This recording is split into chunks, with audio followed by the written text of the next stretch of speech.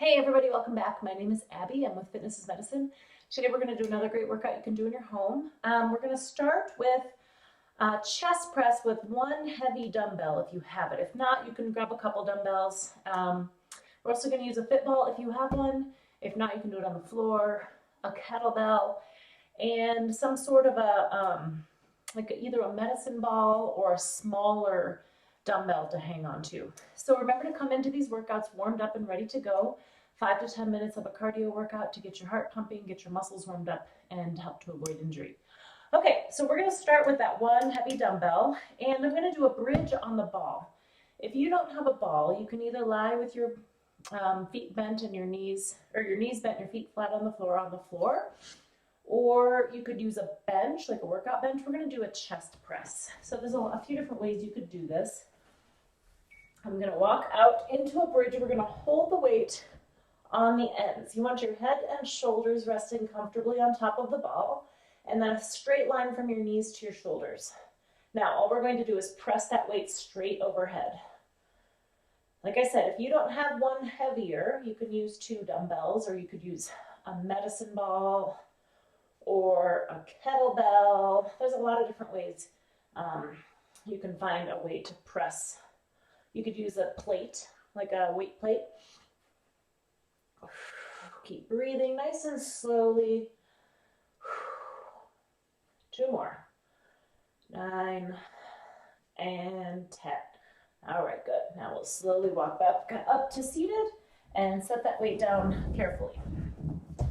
Okay, now we're going to do squats with a kettlebell. If you don't have a kettlebell, same thing. You could use that dumbbell that we just used, or any type of thing. You could use a bucket.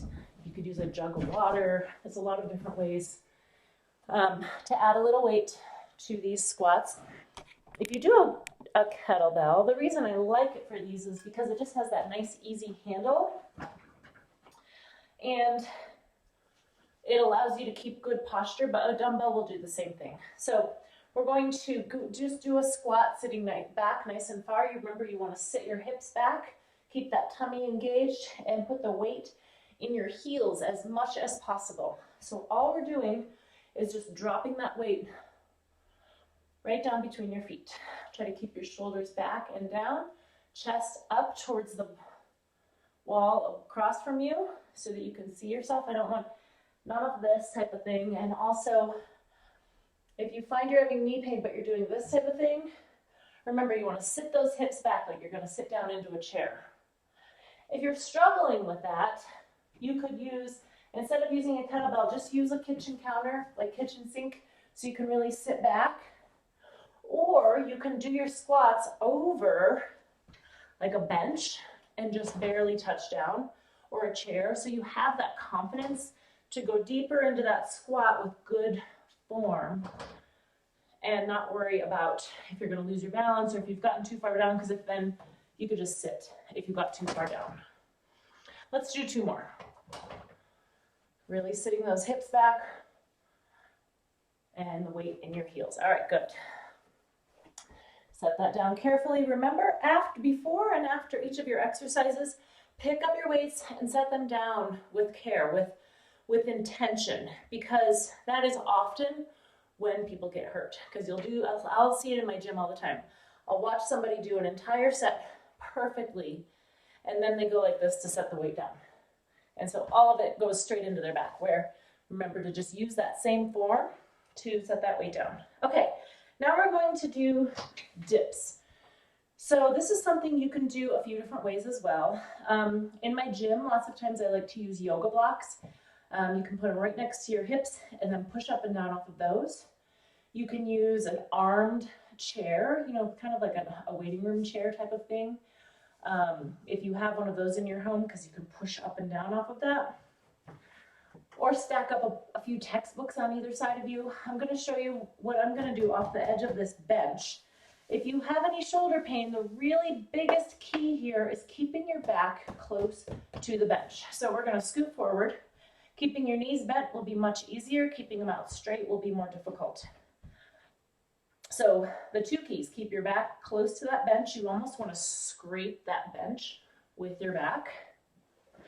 And then keeping your shoulders down, because it's easy once you get to this spot to do this, and we don't want to hunch up your shoulders like that. So I have my knees bent right now.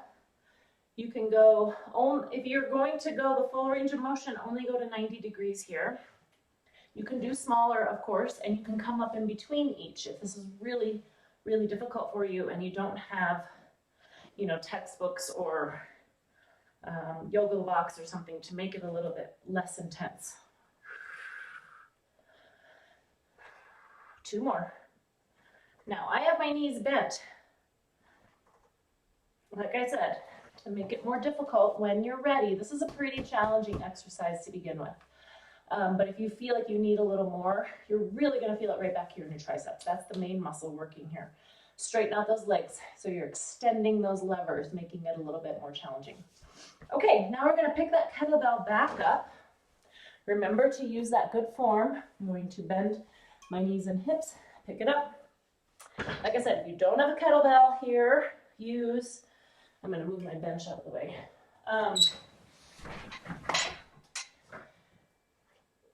Use a dumbbell. A dumbbell should work pretty well. Otherwise, you can use like a jug of water, depending on how the handheld goes, but a dumbbell will work here. Okay, pick that up with good form. And we're going to swing it. You've probably seen these, you know, maybe in magazines or on TV or something. You're going to take it back. And the key here is snapping your hips forward. So I'm not really lifting the kettlebell so much with my arms. It's really much more of a lower body exercise. I'm using momentum here. And then also only lift it to about chest height. 1 more. All right. And remember, set it down with good form. Okay, let's see. We're going to lower to the floor next, and we're going to do some Russian twists. So if you have a medicine ball or a little bit lighter weight dumbbell than we started with, or even a pillow or a jug of water works great in this instance because I use a similar thing in my gym. So we're going to sit on the floor with your knees bent, but not really bent. You know, they're just kind of resting out here with your heels on the floor. And then you're going to take that ball right here, lean backwards. Now the key here is that you're still just tipping at the hips. You'll hear me say that a lot. You want to tip back at the hips. See the difference if I do this? Then my low back is taking a lot of pressure. So I'm just keeping my core engaged. I'm just tipped at the hips, and we're going to twist side to side. Breathe. You can make it easier by sitting up a little bit. You can make it more challenging by sitting back further and also lifting your feet. So there's a lot of different ways to increase or decrease the difficulty of this one. So if you need to, you can kind of play around with it, see what feels good, see what is challenging but doable. 1 more. Okay. Russian twists. Now we're going to stand back up. So make sure you stand back up slowly. Lid over onto your hands and knees. 1 foot up. Come up over that. And bring that body weight up over your hips. And then stand up when you feel like you're ready. We're going to end with a balance exercise. We're going to do a starfish hold. So if you need to add a little extra challenge on this, you can do it with a balance pad or a pillow or a rolled up towel, or just do it barefoot on some thick carpet or some grass. But we're going to stand on 1 foot and then take your weight off center by tilting to one side. So I'm going to have you hold that for 30 seconds today. So this is a good hip stabilizer.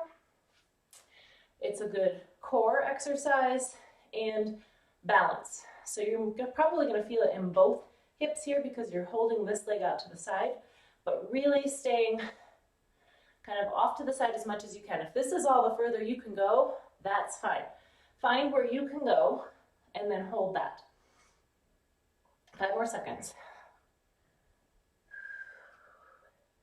and rest. Okay. All right, ready? We're gonna go the other way. This should all stay in line. So you don't wanna be like here. All of this should stay in line. You're just bending right here, right at this hip. So this one may feel a little more challenging because you just use that leg over, you know, when you were holding it out. Also, make sure you're staying within this plane. Try not to lean forward here. We're tilting our weight off to the side here. And that's 30. Okay, great job. So go ahead and do these through a couple more times. You can add a little cardio in between, keep that heart rate up, make it a great full body workout, and then follow with a cool down and stretching. Please let me know if you have any questions, and we'll see you next time. Thank you so much.